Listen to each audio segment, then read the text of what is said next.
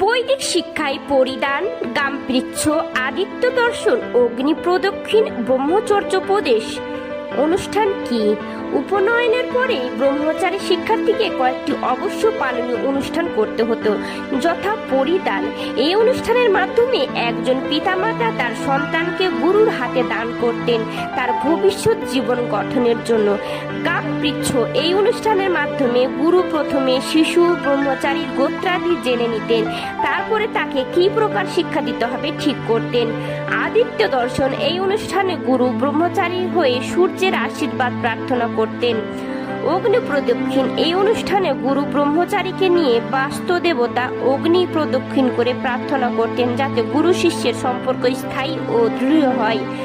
ব্রহ্মচর্যোপদেশ, এই অনুষ্ঠান গুরু ব্রহ্মচারীকে একজন পূর্ণ মানুষে পরিণত হওয়ার উপদেশ দান করতেন।